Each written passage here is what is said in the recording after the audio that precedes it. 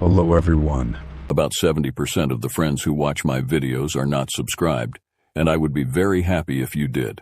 I know many of you use these videos to fall asleep, so before you drift off, I'd love it if you could leave a comment letting me know where you're listening from around the world. Story 1. Oh. The office building always felt different on the weekends. During the weekdays it buzzed with people, meetings, and the constant clicking of keyboards. But once Friday night passed, the place turned into a ghost town. I had grown used to working late, sometimes even pulling weekend shifts when deadlines piled up. It never bothered me before, until that one night everything changed.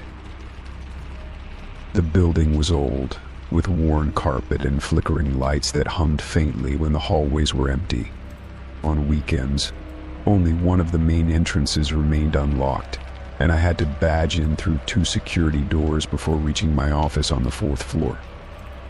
I arrived just before 5 p.m., carrying a thermos of coffee and a small sandwich wrapped in foil.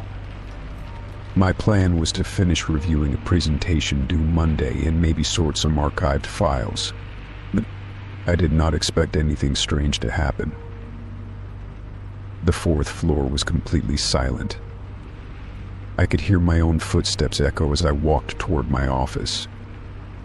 The floor-to-ceiling windows let in the last light of day, casting long shadows across the tiled hallway. I unlocked my office, flicked on the lights, and settled into my desk chair. The hum of my computer booting up was oddly comforting. About an hour into my work, I decided to check the building's security feed. It was routine, something I did more out of curiosity than necessity.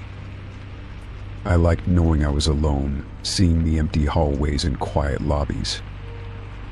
The break room camera, mounted high in the corner, offered a clear view of the small space with a table, fridge, and vending machines. But when I clicked into that feed, I saw someone standing by the counter. The figure was facing away from the camera, standing completely still. They wore dark clothes and seemed tall, but I could not make out any details.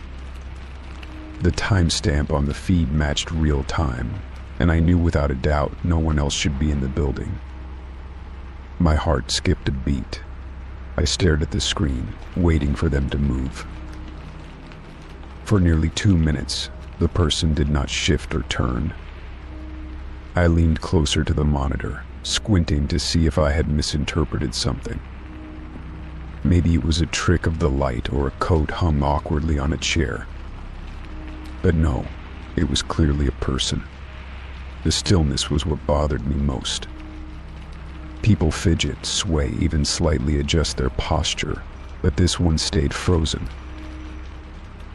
I checked the hallway camera outside the break room. Empty. Then I looked at the feed showing the main entrance. Still locked. No recent activity. I switched back to the break room, and the figure was gone. The room was empty as if nothing had happened. I rubbed my eyes and leaned back in my chair, trying to shake off the unease building in my chest. Telling myself it was probably an old recording glitch, I returned to my work. But I could not focus. Every small creak in the building made me jump. I kept glancing at the monitor, checking the other cameras. All empty. I debated whether I should go down and check the break room myself just to put my mind at ease. After about 15 minutes, I grabbed my keycard and headed for the stairwell. I took the stairs instead of the elevator, not wanting to be trapped in a small box if something did go wrong. My footsteps echoed as I descended. The break room was on the 2nd floor, just around the corner from the stairwell exit.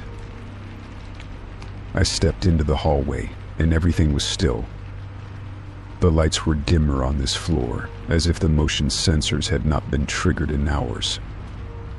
I walked slowly toward the break room, straining my ears for any sound. Nothing, just silence. I reached the door and paused. I pushed it open gently and peeked inside. The room was empty, just the hum of the refrigerator and the soft buzz from the vending machine. I stepped in, looking around cautiously. Everything was where it should be. No sign that anyone had been there at all. The strangeness of it all clung to the air like static. Trying to be logical, I checked the nearby offices and the restrooms. All dark, all locked.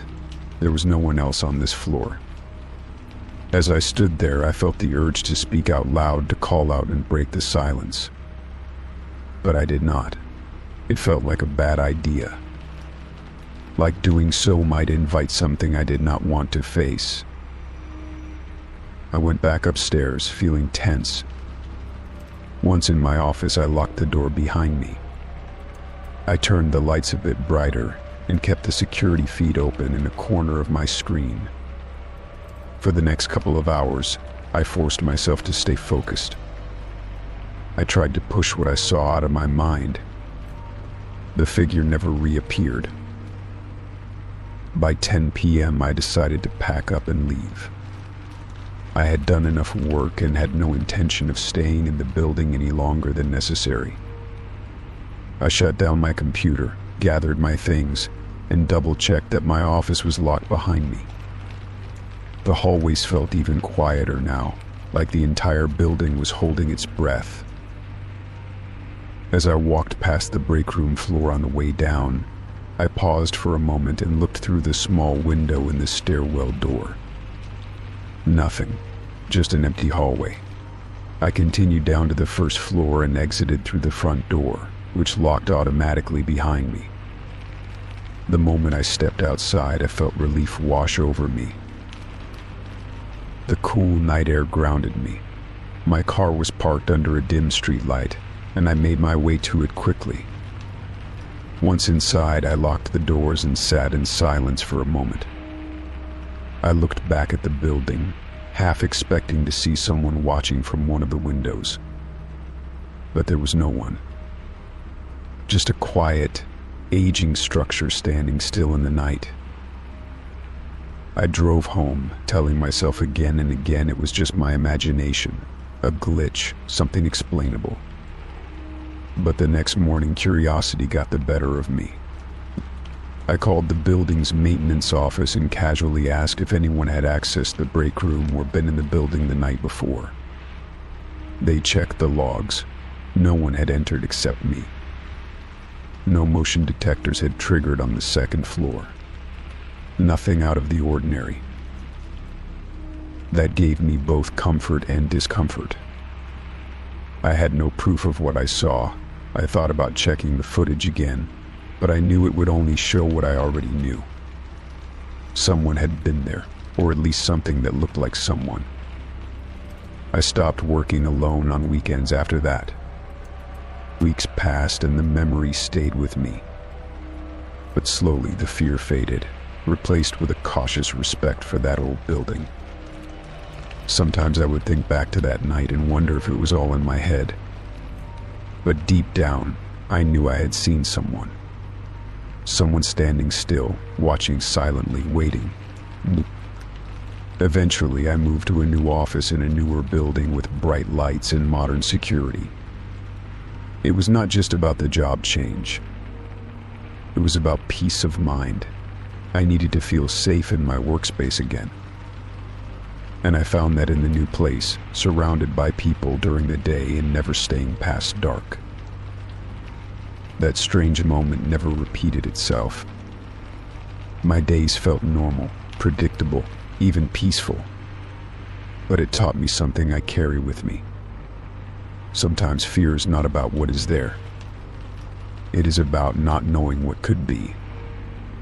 And sometimes walking away is the best way to keep your sanity intact. I still work late occasionally, but never alone and never on weekends. I make sure the lights are always on and that I am never the last to leave. Life feels ordinary again, and I am grateful for that. Whatever I saw that night or thought I saw stayed in that building, and I left it behind exactly where it belongs. Story 2. arm. I started noticing strange gaps in my memory during my evening shifts. At first, I blamed it on exhaustion. Working long hours while juggling responsibilities outside of work left me tired most days.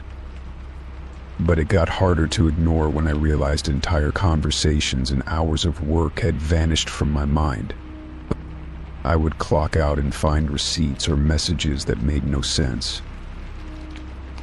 It began happening more frequently, and each time it felt worse than before. I would arrive home with no memory of how I got there. My clothes would sometimes be stained or wrinkled, like I had been careless or clumsy, which was not like me. One morning I woke up and found a large bruise on my thigh with no idea where it came from. That was when fear started to sink in. I decided to keep a small journal with me to record anything unusual.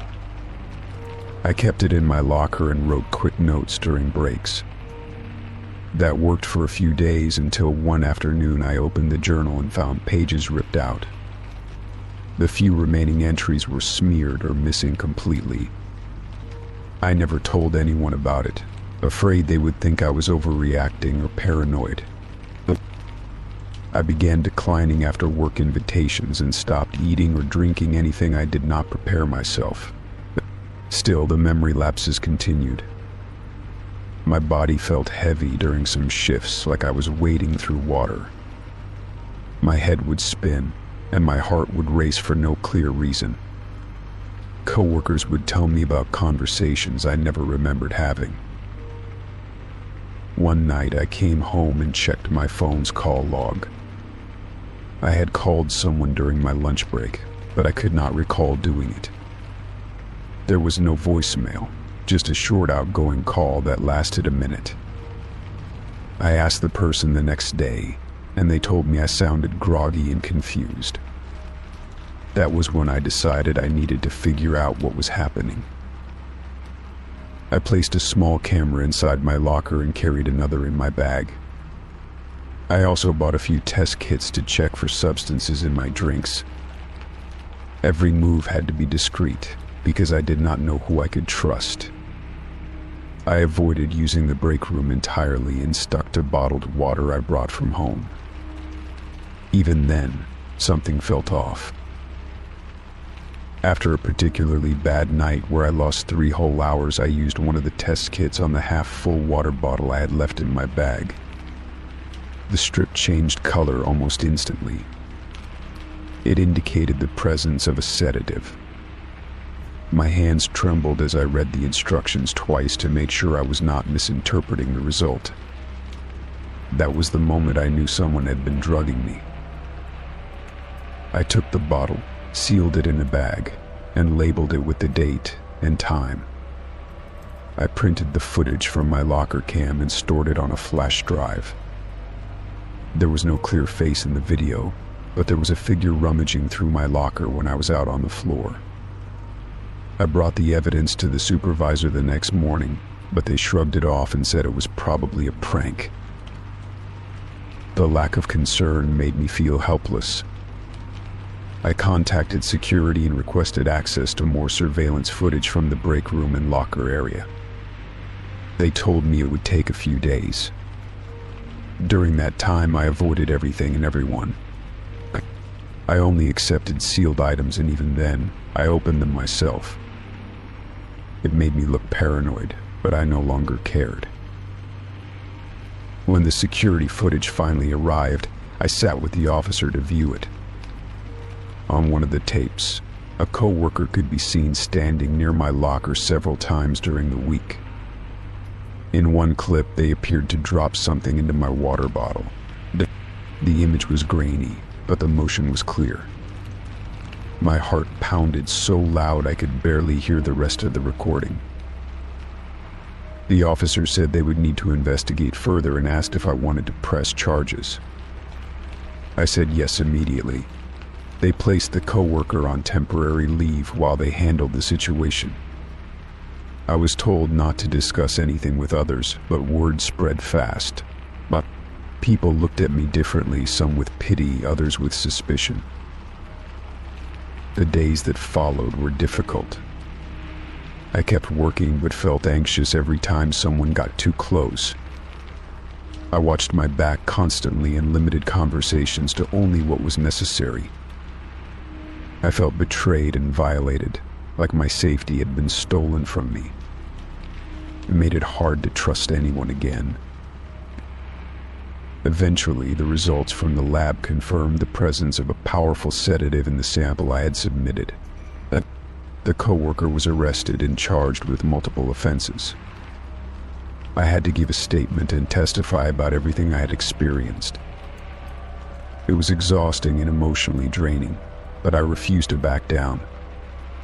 I needed to make sure they could never do it to anyone else. After the case concluded, I was offered time off to recover, which I accepted. I spent those weeks trying to heal. The nightmares still came, and I struggled with anxiety in public spaces. I started therapy to help me rebuild my confidence and feel secure again. It took time, but I slowly began to feel like myself. When I returned to work, things had changed. Security was tighter, new policies were in place, and the management team made it clear that safety was now a priority. I no longer felt invisible. Co-workers who had once been distant now spoke with more care and understanding. A few even apologized for not noticing what had been happening. Over time, I allowed myself to believe that healing was possible. I stopped feeling ashamed for speaking up.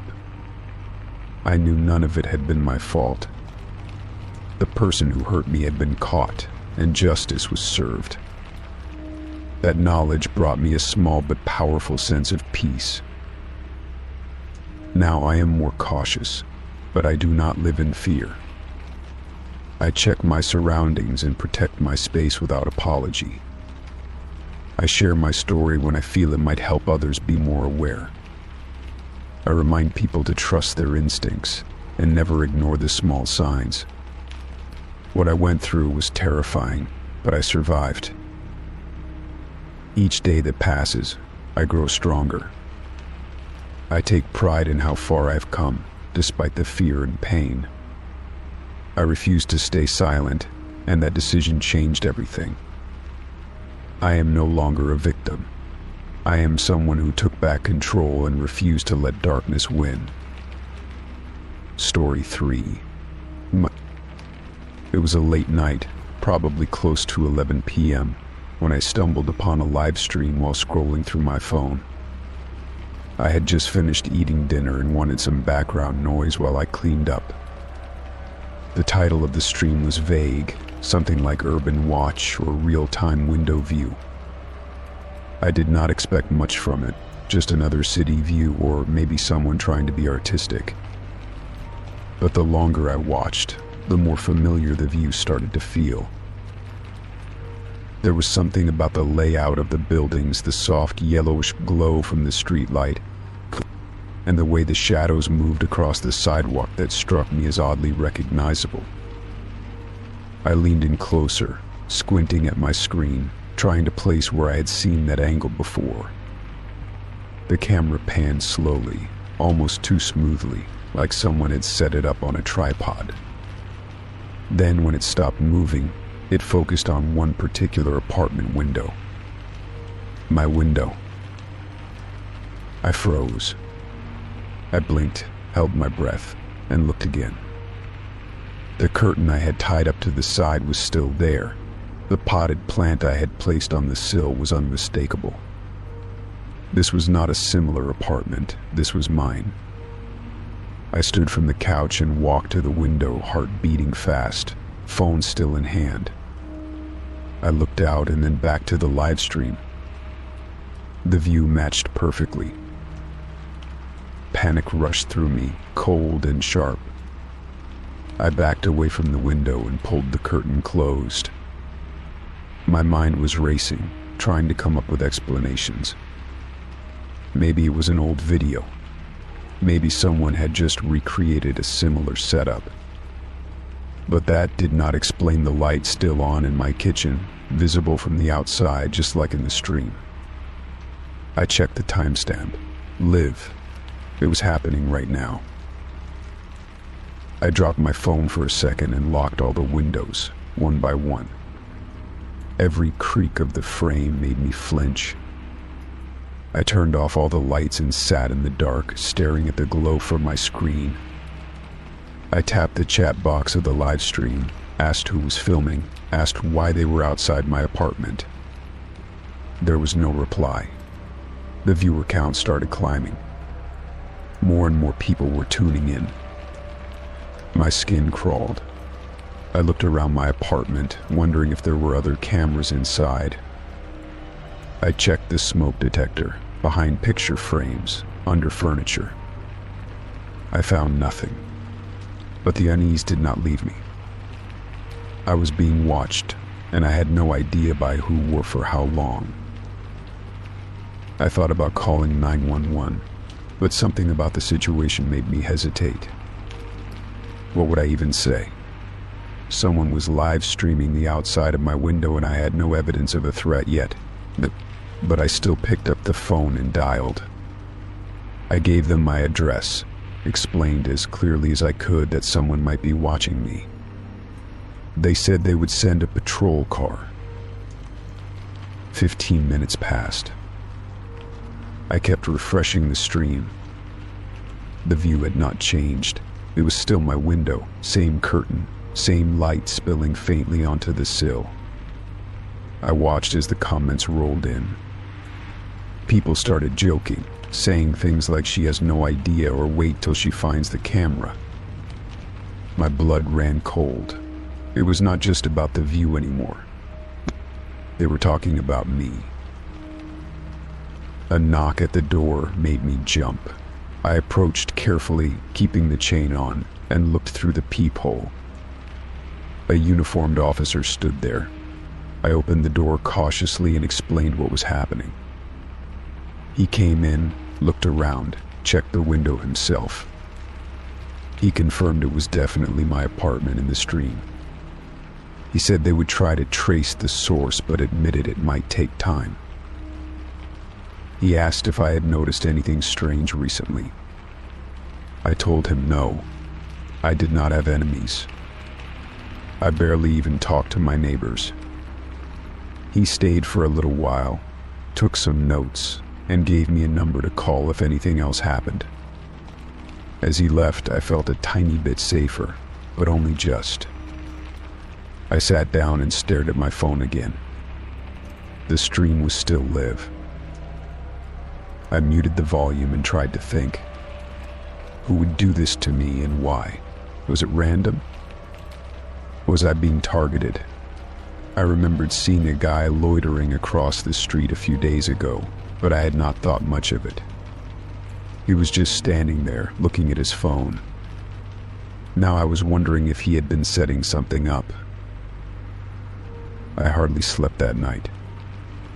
Every time I closed my eyes, I imagined someone staring at me from the shadows holding a camera. The next morning, I called the property manager and asked if anyone had recently accessed the roof or nearby buildings. They said no, and they sounded annoyed that I was even asking. I started wondering if the camera was hidden somewhere outside, maybe in a tree or a lamppost. For the rest of the day, I stayed inside with the blinds drawn. The stream kept running. At one point, the camera angle shifted slightly, as if someone was adjusting it. I felt sick. Whoever it was, they were still out there. Still watching. Still recording. I felt like a lab rat in a glass box. Eventually, I decided to leave. I packed a bag, grabbed some essentials, and went to stay with someone I trusted. I kept checking the live stream even from there. That night, for the first time, the stream went offline. Just like that. No warning. No explanation. The screen went black. I waited for days, wondering if it would come back. It never did. I checked forums, tried to find the username that hosted it, but it was gone. Wiped completely. No trace of the account, no re-uploads, nothing. Like it had never existed. I returned to my apartment a week later, still paranoid but needing to move on. I installed security cameras of my own. I made sure the windows were always covered. I changed my routines, walked different paths, watched people more closely, but nothing ever happened again. Sometimes I still wonder what the purpose of the stream was. Was it just a sick prank? Was someone trying to scare me for fun? Or was it something darker, something I will never truly understand? I never got answers, but in the end I was safe. The stream stopped. I was not hurt. And life somehow moved on. That experience taught me something valuable. I learned to trust my instincts and not ignore the feeling that something is off. I learned the importance of security, even in places I thought were private. Most of all, I learned that not everything makes sense, and sometimes you have to let go of the need for closure, even if it keeps you up at night sometimes. I still live in the same apartment. It is quiet now, peaceful even. The plants on the windowsill have grown taller, and the curtains stay drawn most of the time. But every now and then I glance out and scan the street, just to be sure. And so far, there has been nothing but shadows and the occasional passerby. I keep my phone close, not for entertainment anymore, but as a tool. I keep the security footage saved and backed up. I double-check the locks before bed. I am not scared like I was. I am careful. And that has made all the difference. Though I will never know who was behind that live stream or why they chose me, I know that they did not win. I am still here, still in control of my space. I faced the fear, and it passed. What remains is awareness, not paranoia. Caution, not fear. I still stream sometimes, but only music or cooking, and only with the camera pointed at my hands. I never show my face. I keep my identity guarded. And if someone ever tries to peer into my life again without permission, I will be ready. This time, I am watching too. Story 4. At first, I thought it was just a coincidence. A black sedan parked across the street from my house, engine off, lights dim. The first night I noticed it, I assumed it belonged to a neighbor's visitor or someone who had simply chosen the quiet street to rest. I live in a cul-de-sac, not much traffic, barely any movement after 8 in the evening. That car looked out of place, but I told myself not to overthink it. The second night, it was there again. Same spot, same car, same eerie stillness. Yet I squinted through the window, trying to see inside, but the tinted windows offered nothing. I waited for someone to step out or return to it, but hours passed without movement. It left sometime after I fell asleep. By the end of the first week, the car's presence had become a routine. I began expecting it every night around the same time. It never arrived earlier than 10, never stayed past 4 in the morning. Always there, always silent. No one I asked in the neighborhood had seen who drove it. Curiosity got the better of me. One night I decided to stay up and keep watch. I turned off all the lights in the living room and sat by the window, peeking through the blinds. Around 10:15, the sedan rolled in without headlights, smooth and quiet. It parked, and no one got out. I watched for hours, eyes straining in the dark. Occasionally, I thought I saw the silhouette of a figure in the driver's seat. It never moved, never lit a cigarette or used a phone. just sat there watching my house. I felt the unease begin to settle deep in my chest. A week later, I went outside just before 10. I stood by the mailbox, arms folded, waiting to see if the car would come again. The wind was cool, and the night felt unusually quiet. At 10:14, the black sedan crept into view. It rolled past slowly, made a U-turn, and parked in its usual spot. I stared at it from across the street, trying to summon the courage to approach. My feet stayed planted.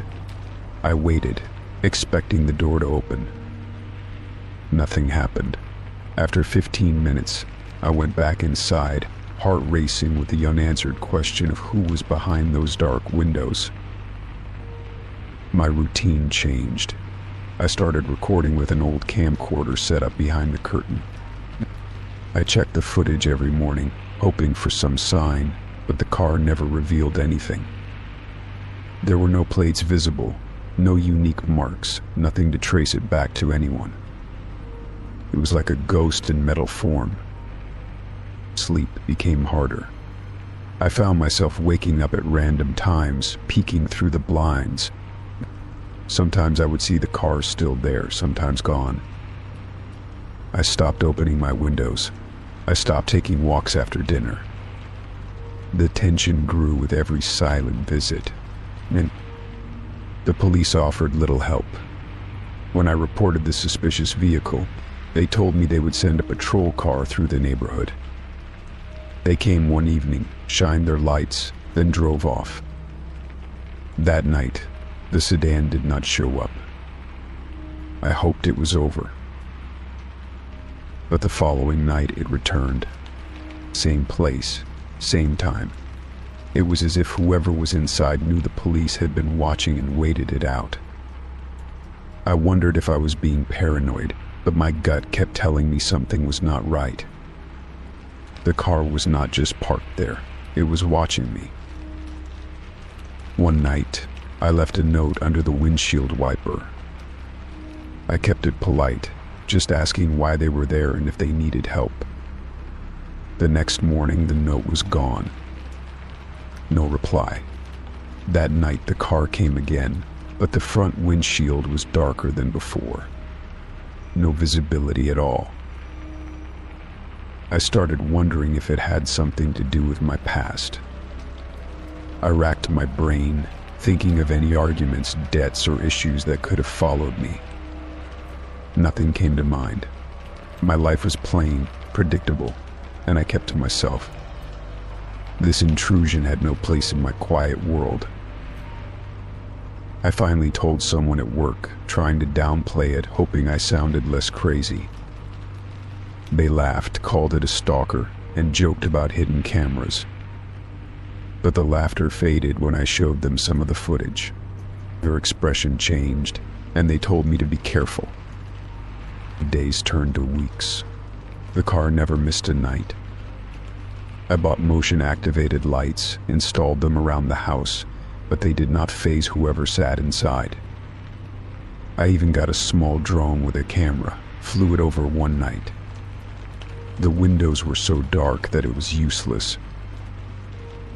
The stress took a toll. I became jumpy, over-caffeinated, and on edge. Even during the day, I felt watched. I kept thinking the driver might be following me, even if I never saw anyone behind me. My mind played tricks on me, but the car never lied.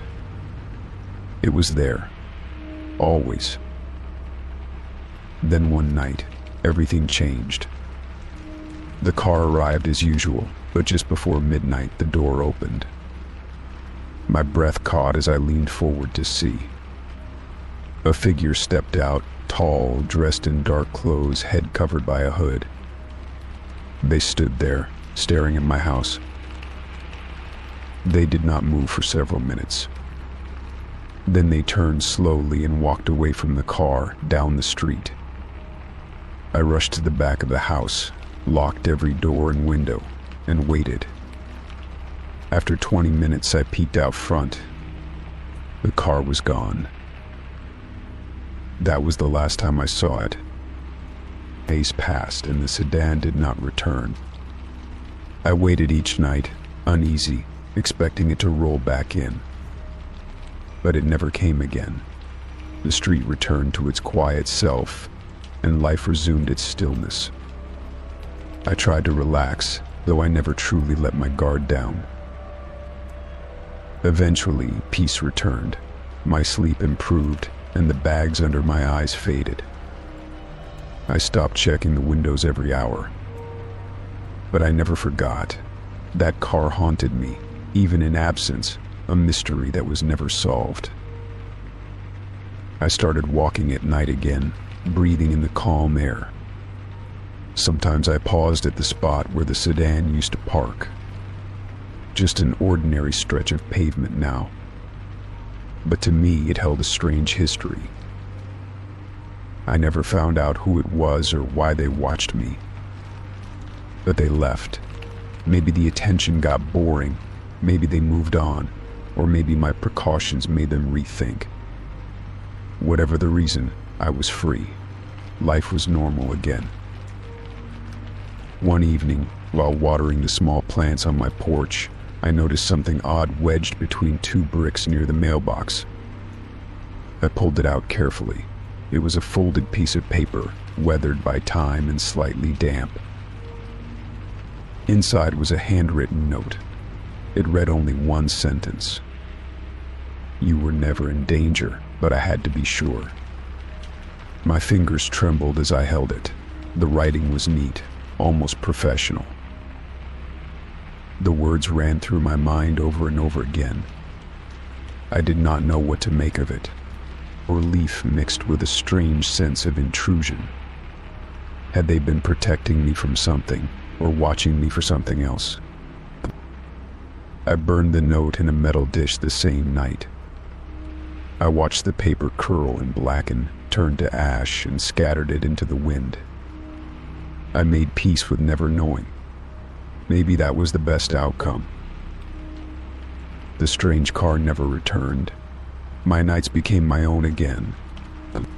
Though I kept the cameras up and the lights on, I no longer feared every creak of the floor or whisper of wind. I had my life back. And this time I intended to keep it that way. Story 5. The sun had barely crested the treetops when I started my hike. The forest was thick, the path narrow, and the air cool with morning dew. I moved quietly, my boots crunching only occasionally against fallen twigs and loose gravel. Hiking alone gave me time to clear my thoughts, to disconnect from the noise of daily life.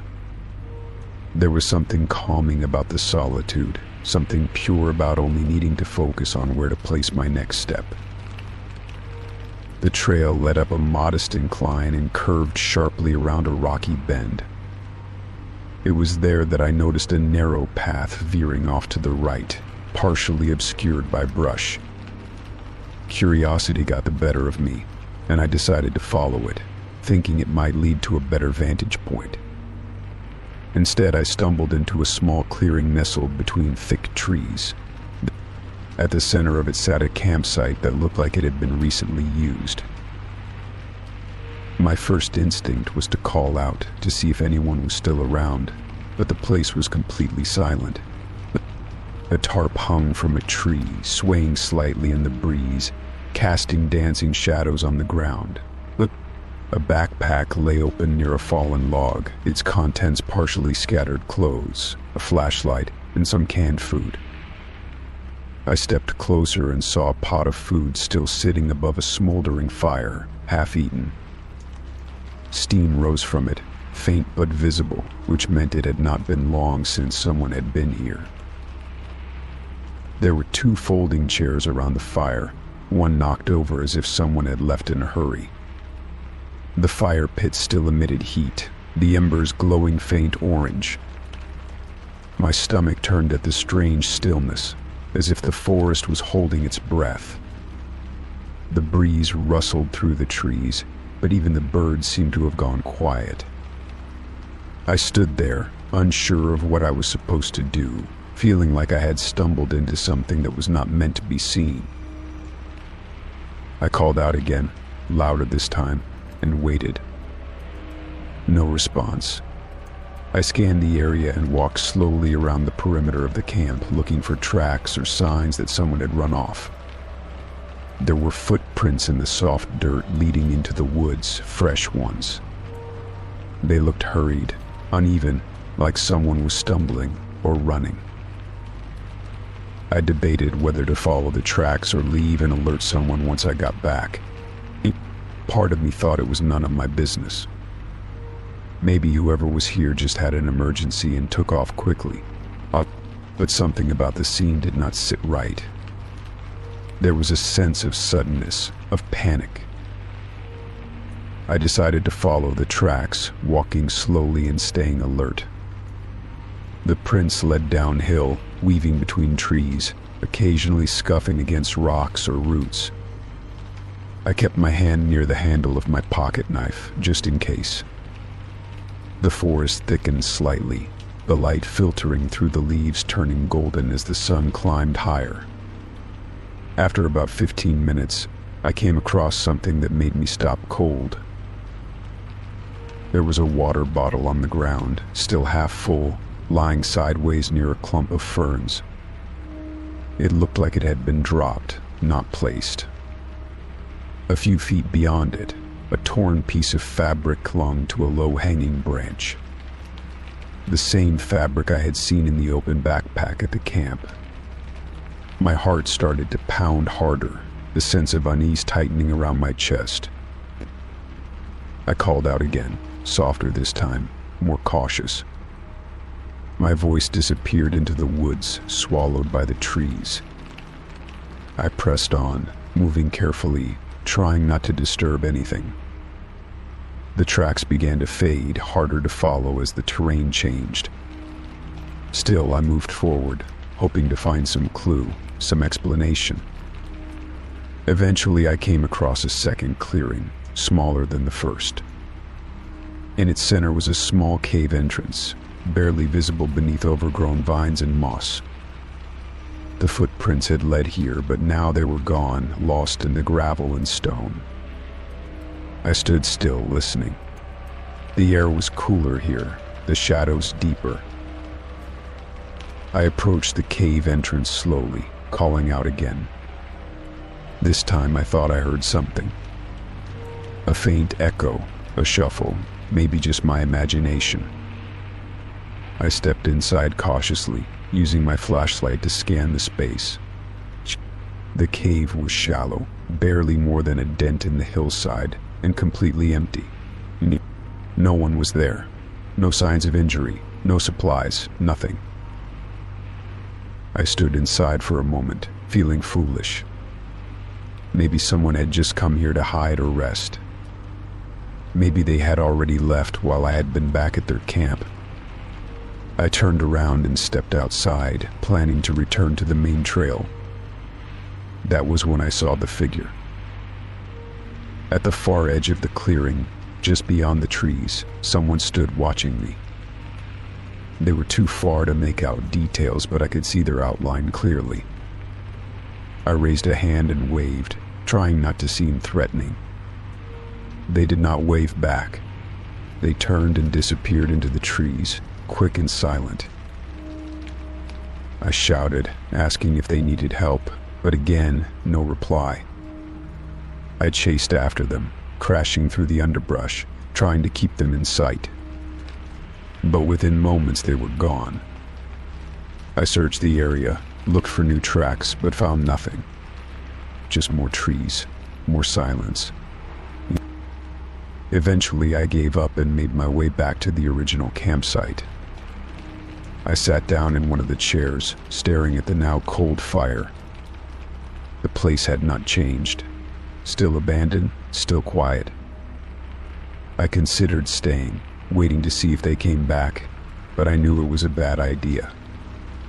It was not my place. I packed up what I could from the scattered supplies, placing them neatly under the tarp to keep them dry in case the owner returned. I took nothing. On the hike back, I kept glancing over my shoulder, half expecting to see that figure again, standing still and watching. I made it back to the main trail by late afternoon. The sun was beginning its slow descent, casting long shadows over the forest. I walked faster now, wanting to put distance between myself and whatever had happened back there. I could not explain it, but I knew I had walked into something that was not meant for me. Once I reached the trailhead and got back to my car, I sat inside for a few minutes without starting the engine. I replayed everything in my head, trying to piece it together. Nothing added up. I thought about reporting it, but realized I had no real information to offer. No one was missing, no crime had been committed, at least not that I could prove. In the days that followed, I kept checking local news reports, hoping for some clue, some story that would explain the campsite. Nothing ever came up, no missing persons, no forest incidents.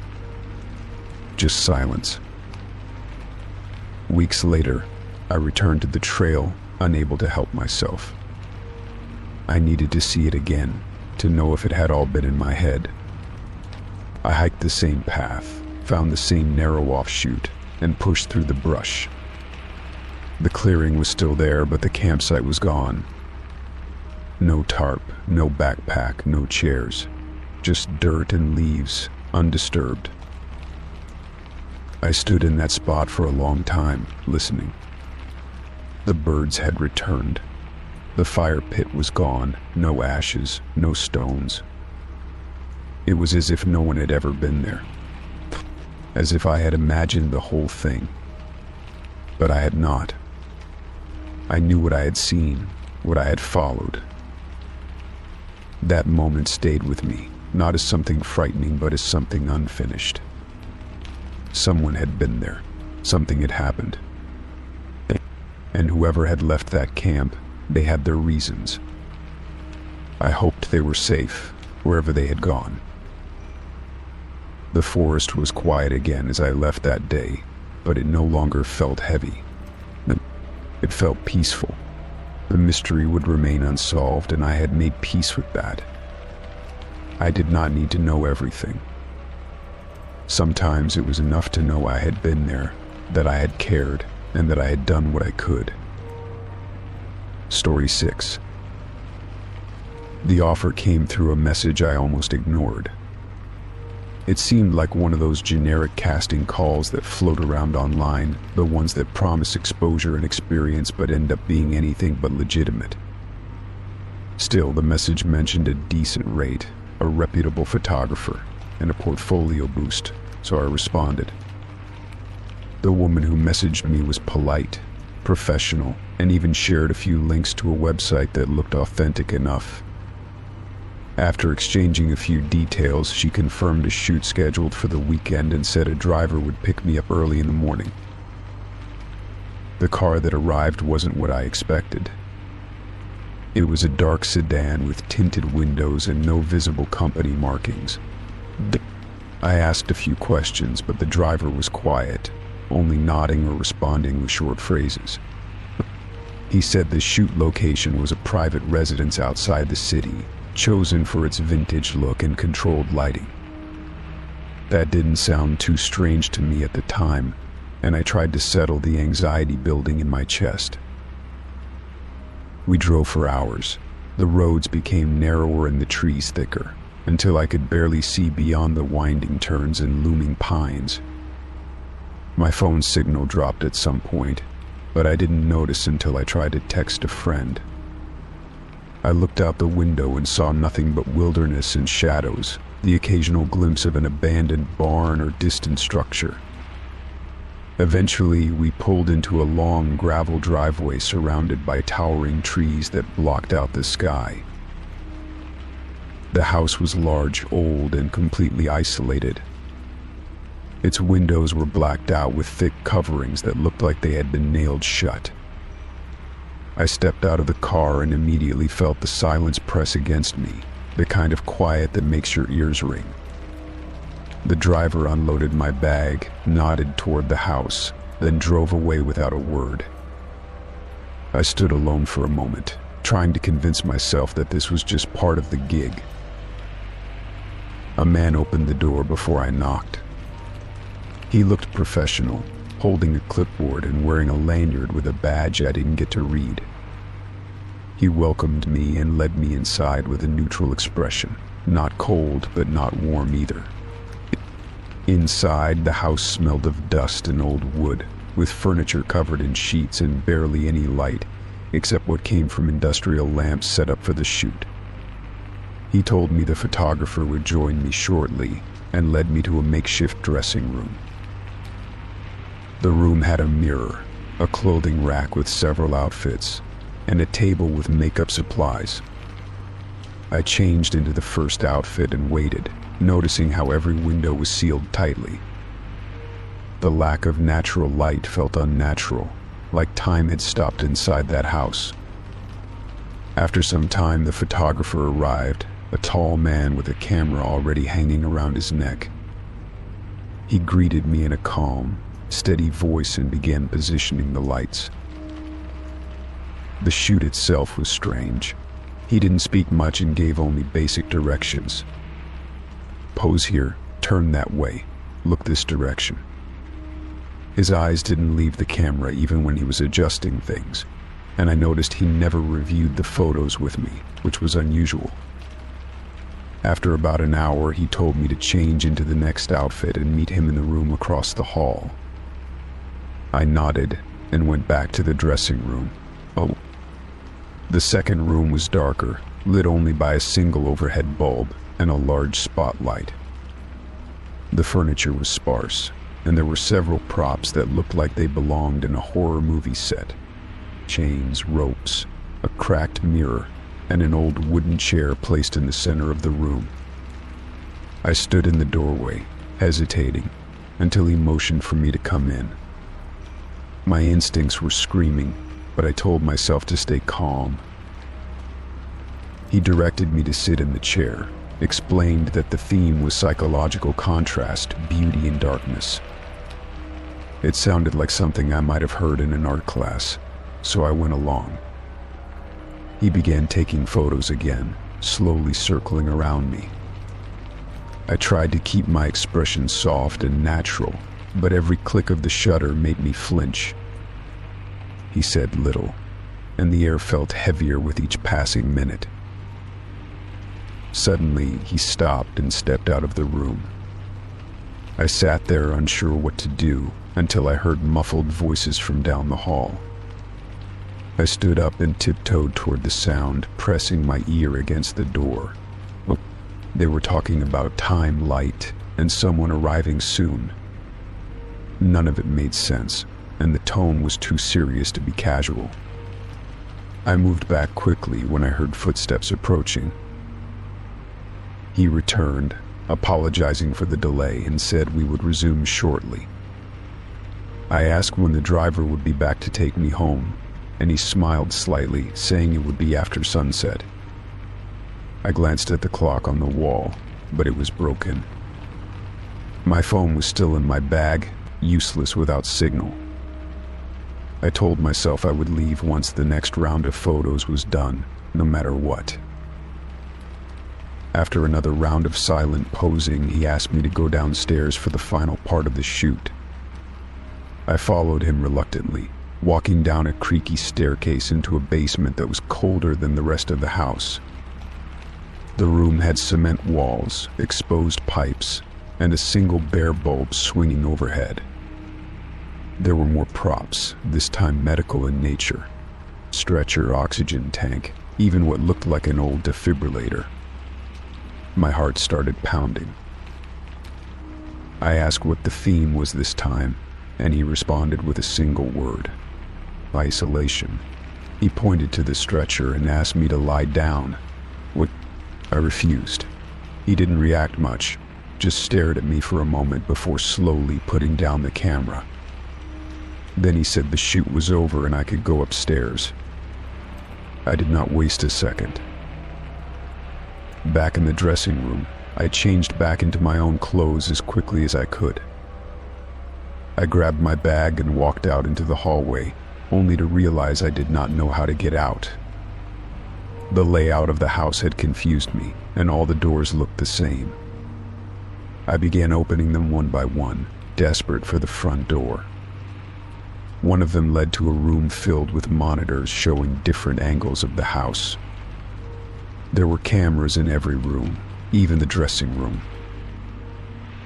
That was the final straw. I ran. I finally found the front door and yanked it open. It was unlocked, thank God.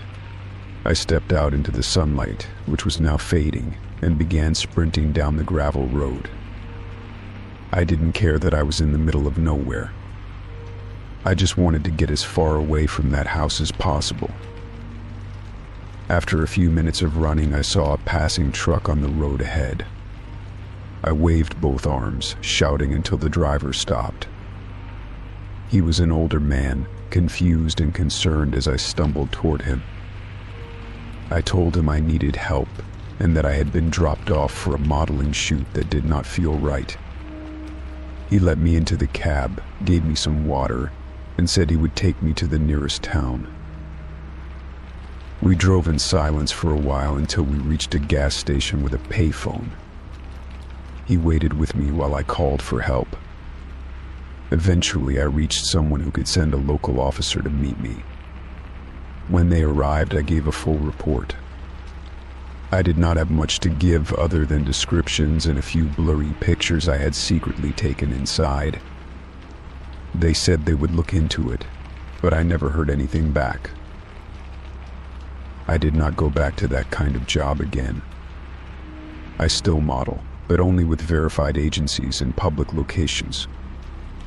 I always tell someone where I am going and check in regularly. I still think about that house sometimes, about the dark windows and the camera clicks. I know I was lucky. I made it out. I made it home. Story 7. It started as an ordinary evening. I had just wrapped up work and was too tired to cook, so I placed an order from a nearby restaurant using the usual food delivery app. I had done this countless times before, never thinking twice about it.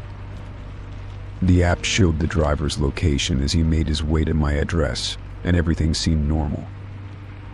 I didn't expect anything out of the ordinary, just a quiet dinner and some time to relax. When the delivery driver arrived, I went out to meet him at the gate like I always did. He smiled and handed over the food, but instead of walking away immediately, he lingered. At first, I assumed he was waiting for a tip, so I thanked him and handed over some change. But instead of leaving, he started asking questions. Simple ones at first, like whether I worked from home or if the food was for a group. I tried to brush off the questions politely, answering vaguely and hoping he would take the hint. He asked if I lived alone, and that made me feel uneasy. I lied and said my husband was inside. So that should have been enough to end the conversation, but he kept going. He asked about my work schedule, what time I usually ordered food, and if I often spent evenings at home. His tone was casual, even friendly, but the questions felt too personal. I felt a chill creep up my spine even though it was a warm night. Something about the way he looked at me made me uncomfortable. I tried to smile and act normal, hoping to end the interaction quickly. After a few more seconds, he finally turned and walked back to his motorcycle. I watched from the doorway as he got on and slowly drove away. I waited until he was out of sight before locking the gate and rushing back inside. My heart was beating faster than it should have been for such a brief conversation. I told myself maybe I was just being paranoid. But the way he kept pressing with his questions told me something wasn't right. I closed all the curtains and checked the locks on the windows and doors. The food sat untouched on the table while I stood in the living room, debating what to do next. I opened the app and looked at his profile again. There was nothing suspicious listed, no reviews that warned of inappropriate behavior. Still, I left a note in the review section about the uncomfortable questions he asked. Later that evening, I found myself checking outside every few minutes. I wondered if he might come back, if he had been watching me for longer than I realized. I remembered his eyes scanning the windows, the way his head tilted slightly as if trying to hear something inside. I couldn't shake the feeling that he had been more curious than he should have been. I ended up sleeping in the living room that night with the lights on. It felt safer than being alone in my room at the back of the house. I kept my phone fully charged and within reach. I also shared the experience with a friend over chat, just in case anything strange happened later. I didn't want to overreact, but I also didn't want to ignore my gut. The next morning, I decided not to order food again for a while. I went to the market instead, even though it was inconvenient. I started taking extra precautions when answering the door. I kept my voice steady and short, never revealing more than I had to. I became more aware of how much a stranger could observe just by delivering food. A few days later, I received a message through the app. It was from the same driver. He thanked me for the tip and asked if he could deliver to me personally next time. That was the moment I knew I needed to take further action. I blocked his number immediately and contacted customer service to report the message. The representative was sympathetic and promised to investigate.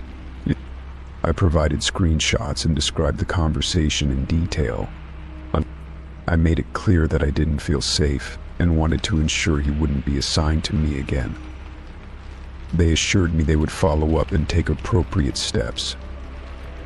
I felt a little more at ease knowing I had taken control of the situation.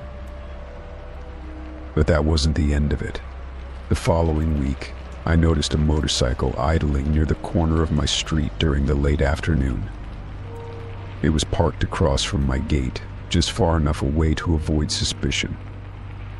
I couldn't see the rider's face, but I recognized the shape of the helmet and the bike. I stayed inside, watched quietly, and waited for him to leave. He stayed there for about 15 minutes before driving off. That was enough for me. I went straight to the local authorities and filed a report. I gave them everything I had, from the delivery app history to the screenshots and timeline. They listened carefully, took notes, and said they would patrol the area more often. The officers reminded me that I did the right thing by trusting my instincts. They encouraged me to consider installing a security camera near the gate. I followed their advice and had one set up the next day. It gave me a small sense of security, knowing I could monitor my surroundings even when I was inside. Over the following days, I didn't see the motorcycle again. Whether it was because of the report or just coincidence, I wasn't sure. I returned to a more normal routine, though I remained cautious. I avoided ordering food unless I could request a female driver or arrange to meet them in a public area. It felt frustrating to adjust my habits because of someone else's behavior, but it was necessary. Eventually, I felt safe enough to sleep in my room again. The sense of fear that had hung over me like a shadow started to fade. I still checked the locks and peeked out the windows now and then, but it was no longer driven by panic. It became part of my regular routine, a quiet reminder to stay alert but not afraid. One evening, I ran into one of the officers who had handled my report. He asked how things were going, and I told him there had been no further incidents. He smiled and said he was glad I took action early. It reminded me that I had protected myself by speaking up instead of staying silent. It was a small victory, but it mattered. What began as an ordinary delivery turned into a lesson about personal safety. I learned to trust my instincts and to never feel guilty about protecting my space. People often dismiss their gut feelings, but I learned mine was worth listening to. I didn't need to justify feeling uncomfortable or wait until something worse happened. I had every right to feel safe in my own home. Looking back now, I'm proud of how I handled it. I stayed calm, collected evidence, reported the incident, and made smart changes. Most importantly, I didn't let fear take control. I found ways to feel secure again without letting the experience dominate my thoughts. Life returned to normal, just with a few more locks and a bit more caution. I still order food occasionally, but I do it on my terms now. I meet the driver at the nearby convenience store, where there are always people around. I avoid sharing personal information with anyone, no matter how friendly they seem. The world can be unpredictable, but I've learned how to protect myself without isolating completely. There is peace in knowing I acted when it counted. I didn't freeze, I didn't ignore the signs, and I didn't wait for someone else to take care of it. I was careful, aware, and strong enough to handle what came my way. And from that day forward, I made a silent promise to myself. I would never let anyone make me feel unsafe in my own home again. Story 8. I started volunteering at the homeless shelter during one of the colder months of the year. It was the kind of cold that made people grateful for any source of warmth, even if it meant sharing a cramped space with strangers. I had done community work before, but this shelter had an energy I could not quite place. It was as if something hung in the air that no one dared to speak about. I thought maybe I was just overthinking it, a reaction to the dim lighting and peeling paint. My first few days were mostly spent handing out food, cleaning common areas, and talking with some of the residents. Most of them were quiet but polite, always thanking me even if all I gave them was a warm cup of soup. Some were talkative, sharing pieces of their past like puzzle fragments, never quite forming a full picture. The stories were filled with tragedy, addiction, loss, and in rare cases, hope. But it was something else that caught my attention during those early days. It happened on the 4th day while I was organizing donated clothes. A man came up asking for a jacket and rolled up his sleeve to try one on. That was when I saw the tattoo. It was small but detailed, a circular design that seemed oddly intricate for someone with barely anything to their name. At first, I thought it was just a unique piece of body art, maybe done before his life spiraled out of control. Later that day, I saw another resident with the exact same tattoo in the same spot on the arm. This time it was visible when he reached for a sandwich. It made me pause, confused, wondering if it was just a coincidence. The lines, the curves, the shape, all matched perfectly. There was no way they both randomly ended up with the same mark. I began looking more carefully after that. Not in a way that would draw suspicion, but enough to observe. Over the next week, I counted at least 6 residents with the same tattoo, and those were just the ones I saw clearly. All in the same place, all identical. The more I looked, the more I noticed how they never spoke to one another, at least not openly. There was an unspoken rule about that tattoo, like it was something that bound them in silence. One time I asked one of them about it, pretending to be curious and friendly. His expression shifted instantly, and his eyes narrowed, and he lowered his sleeve without saying a word. He walked away and avoided me for the rest of the day. Another time, I overheard a conversation in one of the hallways. 2 of the tattooed residents were speaking in hushed tones, checking over their shoulders constantly. I could not make out much, only fragments. Things like meeting times, a basement, and something they called a gathering. When they noticed me near the corner, they stopped talking and moved away quickly. I reported it to the shelter director, asking if they knew anything about it. They brushed it off, saying many residents have strange tattoos and stories, and I should not worry. Their response felt rehearsed, like it was something they had said many times before. That only made my curiosity grow. I started staying later during my shifts, hoping to catch more pieces of the puzzle. One night, while cleaning the kitchen past my usual hours, I heard footsteps heading toward the back hallway where supplies were stored. I followed quietly, staying in the shadows. I saw 3 of them, all with that tattoo, slipping through a door I had never seen open before. It led downstairs to what looked like an old storage basement. I waited a few minutes before creeping down the steps, careful not to make any noise. At the bottom, I found a narrow hallway lit by a single flickering bulb. The sound of murmured voices grew louder as I got closer. There was another door at the end of the hallway, just slightly ajar. I peered through the crack, and what I saw made my stomach twist. There were at least 10 of them seated in a circle. The tattooed ones.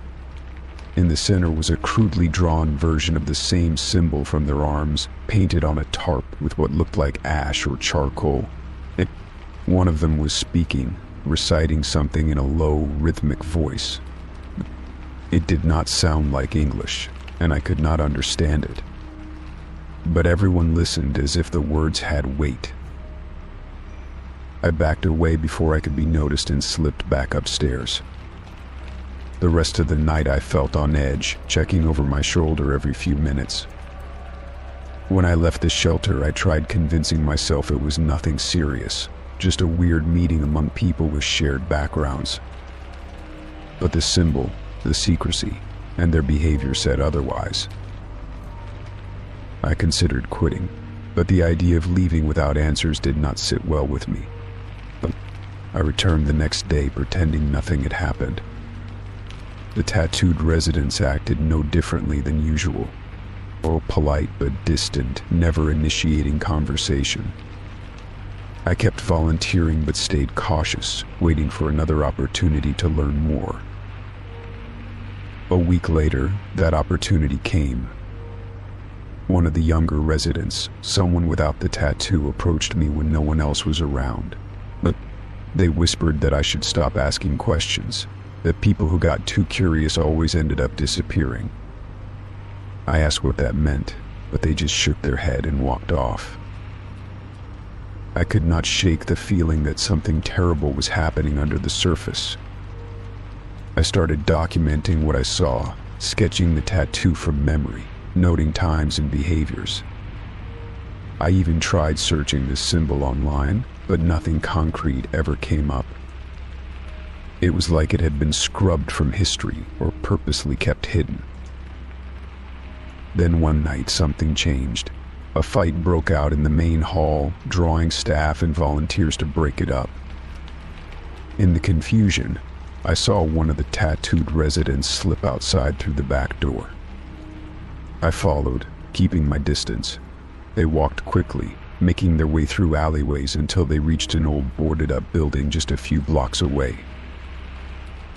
I watched from across the street as they entered through a side door. Lights flickered on inside the windows. After several minutes, I saw shadows moving, more people arriving. I realized this was not just a shelter thing. It was bigger. Something organized with rituals and symbols, and I had no idea how far it reached. That night, I went home and packed away everything I had documented. I stopped volunteering at the shelter the next day. I told them I had a family emergency and needed time away. Part of me wanted to go to the authorities, but I knew without proof they would not believe me. All I had were sketches, scattered notes, and a bad feeling in my gut. Weeks passed and I kept checking the news, waiting for something to surface. Nothing ever did. It was like that world existed in the cracks, unnoticed and undisturbed. But I never forgot what I saw, and I kept my notes hidden just in case. I moved to another city and focused on rebuilding my life, away from whatever darkness had taken root in that shelter. Years later, while working at a different community center, I saw someone in line for food with the same tattoo. I kept my distance, heart pounding in my chest. They did not look at me, did not say a word, but I knew they saw me too.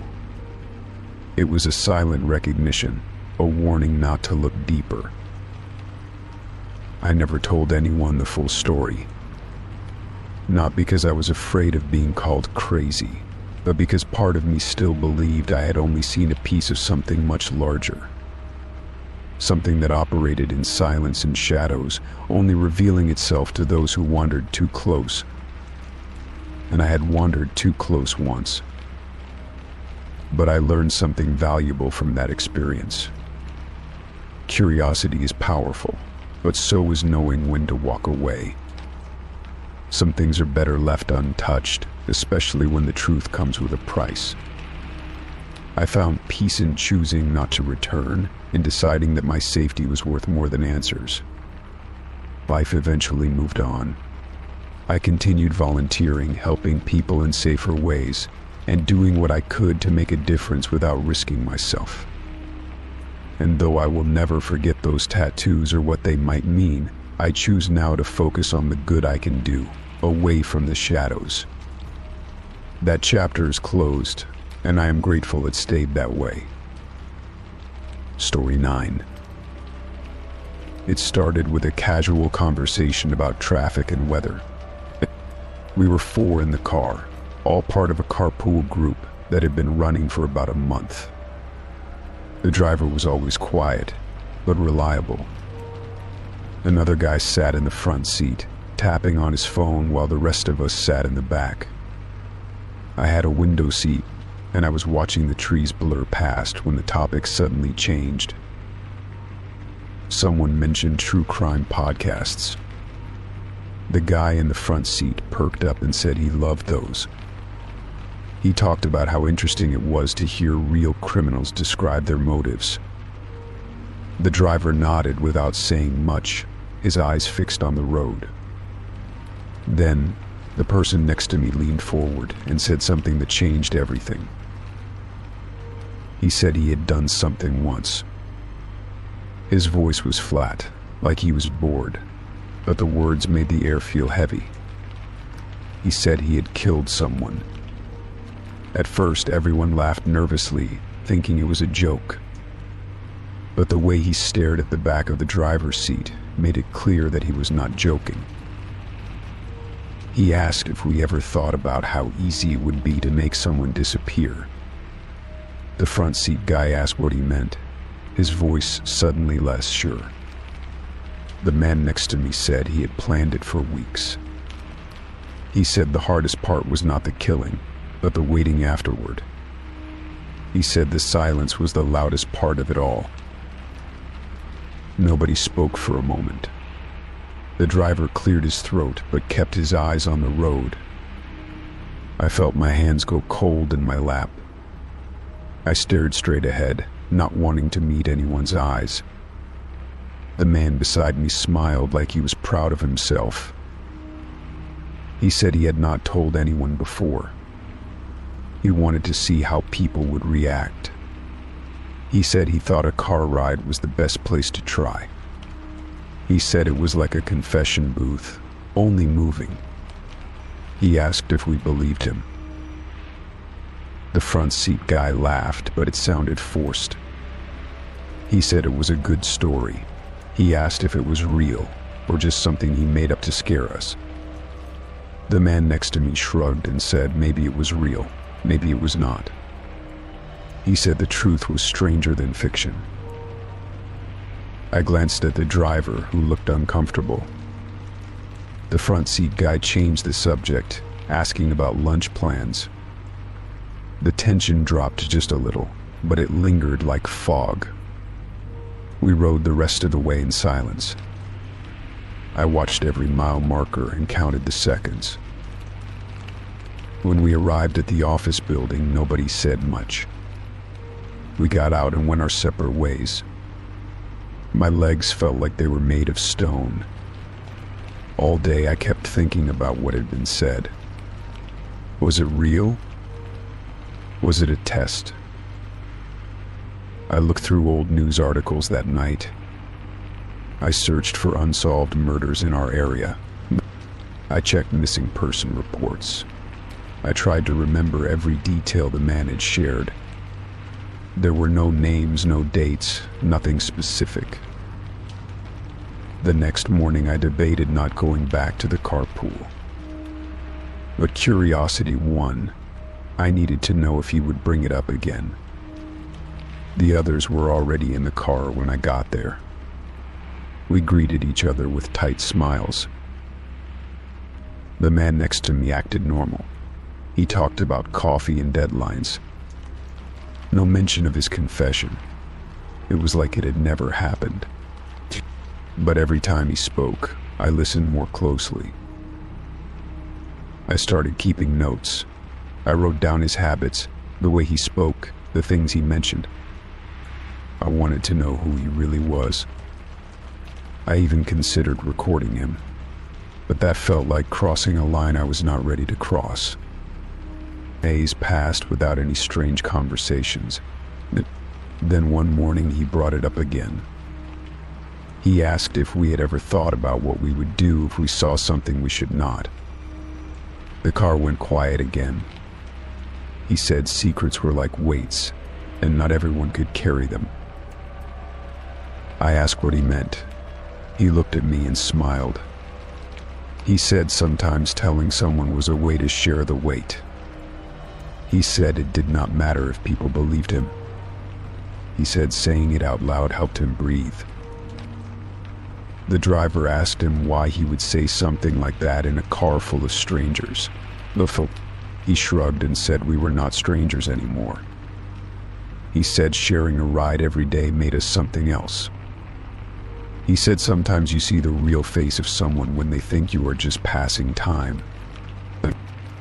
I started avoiding the carpool after that. I made excuses about work hours and meetings. I found other ways to get to the office. But I still thought about him every day. I wondered if anyone else had reported him or looked into his past. A few weeks later, I saw his face on the news. He had been arrested. Someone had linked him to a missing person case from years ago. DNA evidence had surfaced. The report said he had confessed during questioning. But I could not believe it. Everything he said in that car had been real. It had not been a test or a story. He had actually killed someone. I sat in my living room, staring at the screen. I remembered his calm voice, the way he smiled after speaking. He had told us in broad daylight, in the middle of a normal day. He had looked for a reaction and gotten none strong enough to stop him. Maybe he had wanted to be caught. The others from the carpool messaged each other in shock. We all shared the same sick feeling in our stomachs. We wondered if we could have done more. If we had reacted differently, maybe something would have changed sooner. Maybe not. In the weeks that followed, I found myself thinking about the silence in that car. The way it swallowed his words like they meant nothing. I wondered if he had told others before us, or if we had been the first. The police reached out to all of us. They asked questions and took statements. I told them everything I remembered. Every word, every tone, every look. It felt like unloading a weight I had been carrying for too long. They said our statements helped confirm parts of his confession. That made me feel a little better. Like maybe riding in that car had served a purpose. Like maybe he had chosen the wrong people to confide in. Or the right ones, depending on how you see it. After everything settled, I returned to my normal routine. I did not join another carpool. I preferred the bus or walking when I could. I liked the quiet, the distance from others. I did not want to be trapped in a moving car again with someone holding a secret like that. Still, I found myself thinking about him sometimes. Not with fear, but with curiosity. Oh, what made him say it out loud? Did he want to be heard, or was he just playing a game? I would never know. But one thing stayed with me. The way the truth sometimes slips through the cracks when you least expect it. How silence can be more dangerous than screams. And how sometimes listening is the first step to saving someone else. I never saw him again after that. But the memory of that ride, those words stayed with me. Not as a nightmare, but as a reminder. A reminder that evil does not always wear a mask. Sometimes it smiles at you from the seat beside you. Story 10. The self-defense class started as a casual suggestion from a coworker after I mentioned feeling uneasy walking home alone at night. I had never been the paranoid type, but the world was changing, and so was the neighborhood. I signed up for a local class held twice a week at a community center just a few blocks away. The first session was intense but empowering, and I left feeling stronger, more aware. The instructor seemed professional, patient, and attentive, which made the whole experience feel safe. As the weeks went on, I noticed the instructor began paying closer attention to me. He often used me to demonstrate techniques and complimented my progress more than the others. I brushed it off as encouragement. He made everyone feel capable, and perhaps I was just overthinking it. But a few times I caught him watching me a little too long after class ended. I stayed behind once to grab my phone, and he offered to walk me to my car. I declined, saying it was just a short walk and I was fine. He smiled, said to stay safe, and went back inside. I remember feeling a little unsettled but tried to shake it off. After all, the whole point of the class was to build confidence, not suspicion. That night I checked the locks twice before bed. My stomach was tight with unease, though nothing had actually happened. It was just a feeling, a small twinge of doubt that I could not quite explain. I told myself not to let my imagination get the better of me.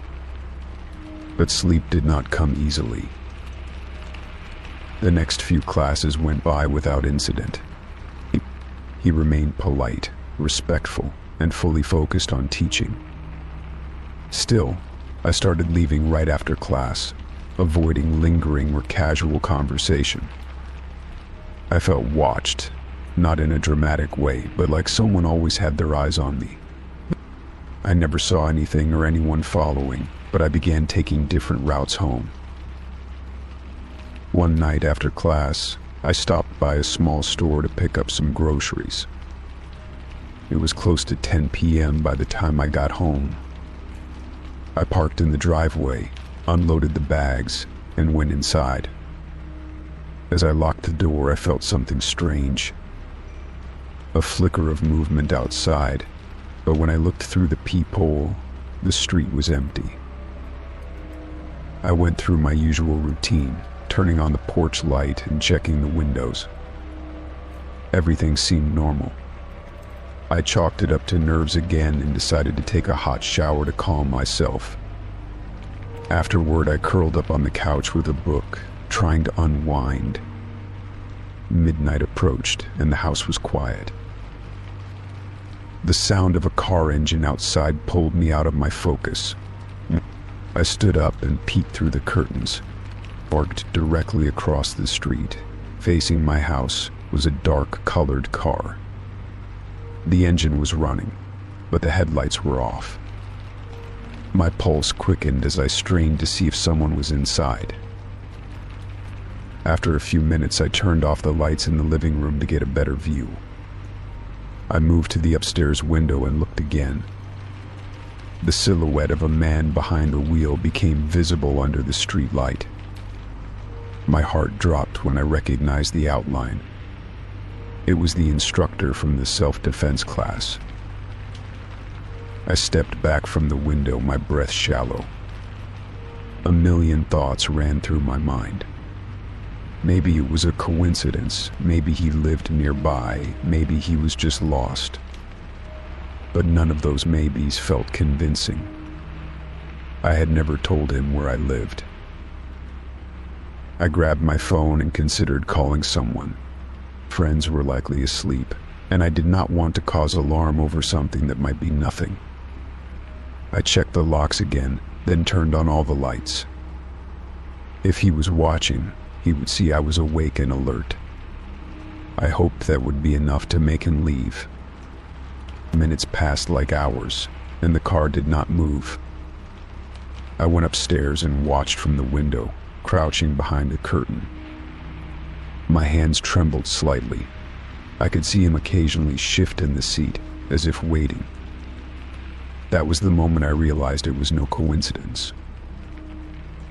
I finally called 911 and explained the situation as calmly as I could. The dispatcher assured me a patrol car was on the way. I stayed upstairs, watching the vehicle as my heart pounded. I felt a strange mixture of fear and anger. How long had he been following me? When the patrol car arrived, its flashing lights cut through the darkness. The vehicle parked across the street pulled away slowly, almost reluctantly, before the officers could stop it. I ran downstairs and opened the door as the officers approached. I told them everything, from the self-defense classes to recognizing the man in the car. They listened carefully, took down the details, and asked if I wanted to file a formal report. I said yes. I wanted this documented. They explained that without a direct threat or trespassing, there was little they could do, but they would follow up. I thanked them, feeling a small measure of relief. Over the next few days, I skipped class and stayed home. I could not shake the feeling of being watched. I changed my routine, parked a few blocks away, and asked a friend to walk with me when I went out. The instructor sent a message through the class group chat, saying he noticed my absence and hoped everything was all right. I did not respond. Eventually, I contacted the center that hosted the classes and explained what happened. They took it seriously and promised to look into it. I never went back. I found a different class in another part of town, taught by a woman, and felt safer there. It took time to rebuild that sense of security. Looking back, I am proud that I trusted my instincts. That uncomfortable feeling, the one I tried to dismiss, was the warning I needed to act. I learned that self-defense is not just about physical techniques. It is about awareness, confidence, and the courage to protect your space, even when no one else sees the danger. Now I always pay attention to the smallest details. If a stranger lingers too long, if something feels off, I do not second-guess myself. I take the precaution. I make the call. I remind myself that safety is not paranoia, it is preparedness. In the end, nothing more happened. He never came back. Whether it was the police visit, the report I filed, or something else, he disappeared from my life. But the lesson stayed. I trust myself now in ways I never did before. I listen when something feels wrong, and I never wait for it to prove itself. Story 11. It was a quiet evening, the kind where the only sounds were my footsteps against the pavement and the rustle of the wind through the trees. The sun had just set, casting a soft orange hue over the streetlights as I made my way home. The usual hum of the city seemed distant, as if the world had slowed down for a moment. My thoughts drifted, replaying the events of the day, when a sudden tug on my arm snapped me back to reality. Before I could react, a cold breath brushed against my ear, and a voice, low and urgent, whispered, "You weren't supposed to see that." My heart skipped a beat, and my body tensed. I froze, unsure of what to do, unsure of what had just happened. I had been walking alone down a side street, far enough from the main road that there was no one else around. No one to witness what was unfolding, no one to help. I jerked my arm away and turned quickly, expecting to see a stranger, someone looking to mug me or intimidate me. But there was no one there, just empty pavement stretching into the dim light. My breath came out in a rush, my pulse racing as I scanned the street, trying to make sense of it all. I looked down, checking to see if my jacket had been grabbed, but there was no sign of anyone having touched me. The voice, though, lingered in my mind. It was not the voice of someone desperate or threatening, but one of quiet urgency, as if something important had just been undone. I shook my head, trying to push the thought aside. I was alone, walking home at night. Nothing out of the ordinary. Yet the unease gnawed at me. Something was wrong. I resumed walking, trying to convince myself it was just my imagination. People didn't just grab strangers on the street and whisper cryptic things, right? I quickened my pace, eager to reach the safety of my apartment. The sound of my footsteps grew louder as the silence around me deepened. It felt like the city had become completely still, as though all life had stopped just for me. As I turned the corner onto my street, a chill ran down my spine. The street lights flickered, casting brief shadows that seemed to move just out of the corner of my eye. My mind raced, replaying the whisper over and over. You weren't supposed to see that. What had I seen? What could I possibly have seen? And who had grabbed me? The more I tried to reason it out, the less sense it made. I reached my building and hurried up the steps, my hands shaking as I fumbled for my keys. I had to get inside, away from the empty streets, away from the feeling that something was watching me. The door clicked open, and I stepped inside, closing it behind me with a quiet sigh of relief. But the unease remained, like an unwanted shadow following me through the hallway. The apartment felt too quiet, too still. I tossed my keys onto the counter and kicked off my shoes, moving to the living room. But my mind wouldn't settle. I sat down on the couch, trying to focus on the TV, trying to distract myself from the creeping feeling that something wasn't right. The whisper still echoed in my ears, soft but clear. You weren't supposed to see that. I grabbed my phone, scrolling aimlessly, searching for something to calm my racing thoughts. My mind kept drifting back to that moment on the street. The way the voice had sounded, the emptiness of the street, the way the world had felt as if it had stopped just for me. I had seen something, hadn't I? But what?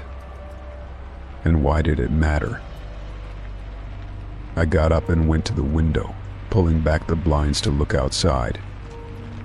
The street was empty, just as it had been when I had passed through earlier. The night was quiet, peaceful even, but there was a sense of tension in the air, like something unseen was just out of reach.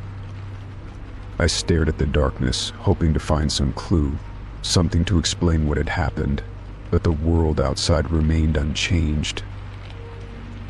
The more I thought about it, the more I felt like I was going in circles. The feeling of being watched persisted, a subtle weight that pressed on my chest. I glanced at the time, just past 9 p.m., too early for bed, but I could already feel my exhaustion taking over. Maybe I just needed to sleep, to rest and let the strange encounter fade from my mind. So I headed to the bedroom, trying to push away the lingering feeling of dread. Lying in bed, I pulled the covers over me and tried to relax. But sleep wouldn't come. Every time I closed my eyes, the voice echoed in my mind. You weren't supposed to see that. What had I seen? The question haunted me, refused to let go. I turned over, staring at the ceiling, trying to clear my mind. The room felt oppressive, like it was closing in on me. I glanced over at my phone, and for a moment I considered checking the news. Maybe there had been something on the streets, something I hadn't noticed. Something that could explain the feeling of fear that had settled in my chest. But as I reached for it, the sound of a car alarm going off outside caught my attention. It was sharp, jarring, cutting through the stillness of the night. It went off for several minutes before fading into silence. That silence was worse than the alarm. It felt like a warning. I sat up in bed, wide awake now, my senses alert to every creak and groan of the building. The night had grown unnervingly still, too quiet, as if the world itself was waiting for something. I knew I couldn't just lie there anymore. Something had happened on that street. Something I wasn't supposed to see. But what? I stood up and walked to the front door, my feet heavy on the floor. The apartment seemed darker now, the shadows longer and more menacing. I unlocked the door and stepped out into the hallway, the air cold against my skin. I stood there for a moment, unsure of what I was doing, but then I made up my mind. I had to go back. I had to find out what was really going on. I grabbed my jacket and left the apartment, locking the door behind me. The streets were empty again, but I felt the weight of the night pressing in around me. I had no clear idea of where I was going, but I knew I had to retrace my steps. I walked down the same path, back to the corner where it had happened. My heart pounded in my chest as I reached the spot where I had been grabbed. The street was still, but I couldn't shake the feeling that I was being watched. I scanned the area, looking for any sign of what had happened. But there was nothing. No evidence, no sign of anyone. It was as if the entire event had been a figment of my imagination. But deep down, I knew it wasn't. I had heard the voice. I had felt the hand on my arm. Something had happened. Something was wrong. I walked back home, my mind spinning with possibilities, none of them good.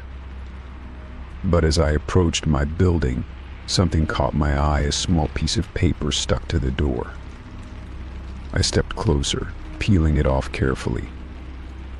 It was a note, hastily scribbled in pen with just a few words. You weren't supposed to see that. My blood ran cold. The voice, the whisper, it wasn't just in my head. Someone else knew. Someone had been watching.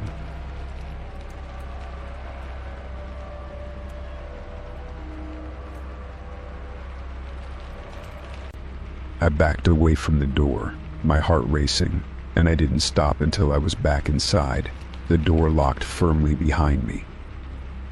The feeling of being watched didn't fade. It only grew stronger. And I knew, in that moment, that whatever I had seen, whatever I wasn't supposed to know, was only the beginning. Story 12. I had always been fascinated by the idea of smart home devices.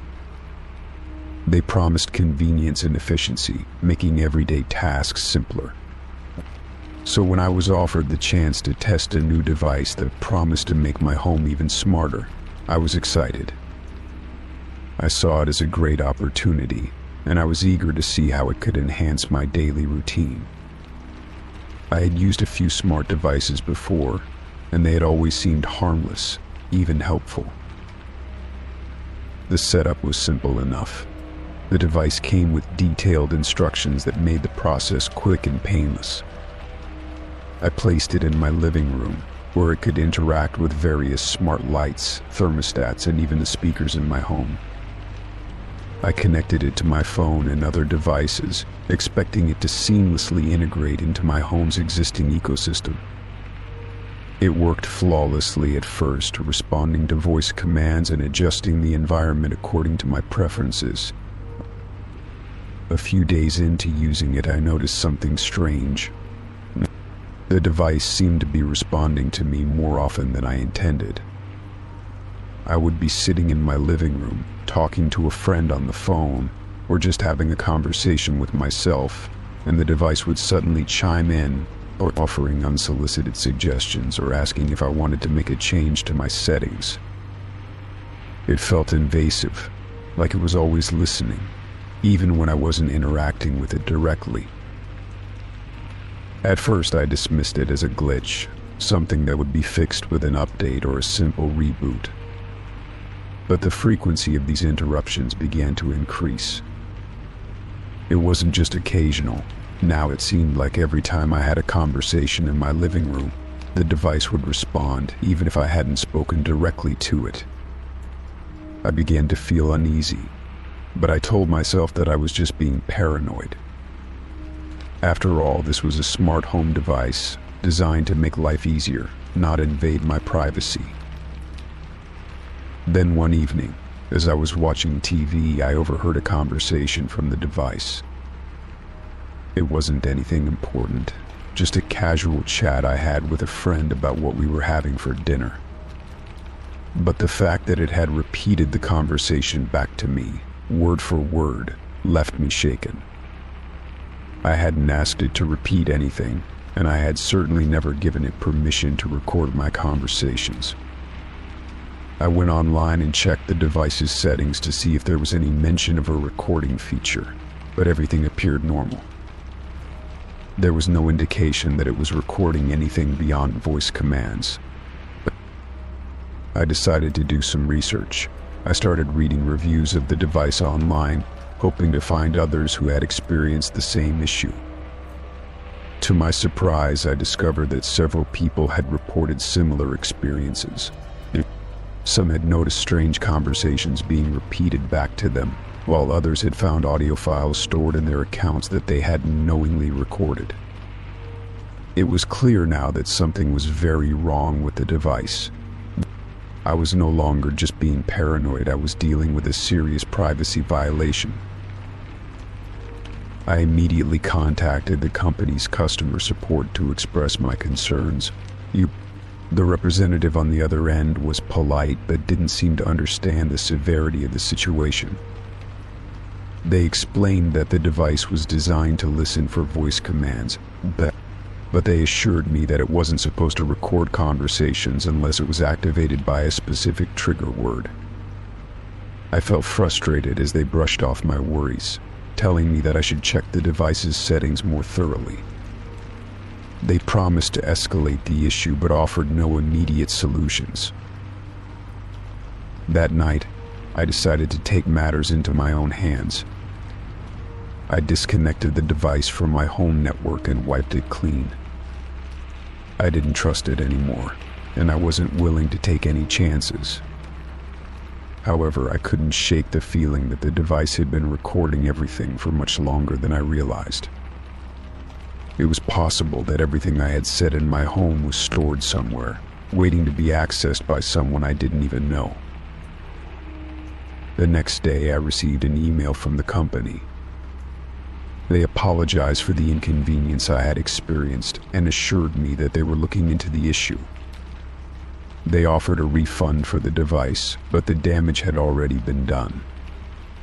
I couldn't simply erase the feeling of betrayal. I had trusted them to respect my privacy, but they had failed me in the most fundamental way.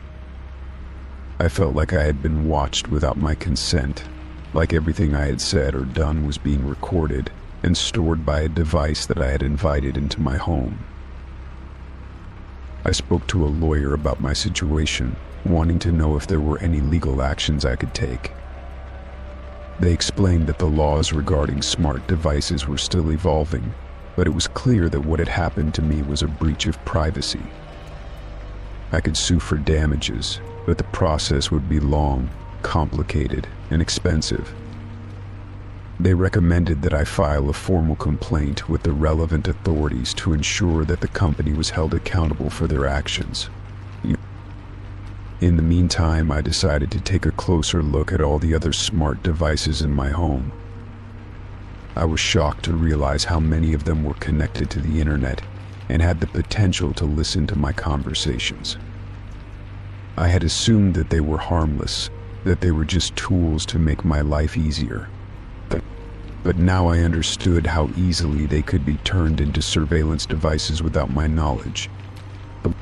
I disconnected everything that I no longer trusted, and I began researching alternatives that prioritize privacy. As weeks went by, I heard more stories from others who had experienced similar issues with various smart devices. It became clear that the problem wasn't isolated to one company or device, it was a widespread issue. It was unsettling to think that so many people had unknowingly opened the doors to their private lives, allowing companies to monitor their every word and action. I wasn't alone in my frustration, but it did little to ease the anger I felt. I eventually filed my complaint with the relevant authorities, hoping that something would come of it. The company responded with a generic statement, claiming they were taking privacy concerns seriously and would make changes to their products. But deep down, I knew that the damage was done. They had already violated my trust, and no amount of apology or corporate PR could take that away. Over time, I learned to be more cautious about the technology I allowed into my life. And I began to carefully read the privacy policies of every device I bought and paid closer attention to what data they were collecting. I started using devices that offered better transparency and control over the information they collected. It wasn't a perfect solution, but it gave me a sense of control over my own privacy. Looking back, I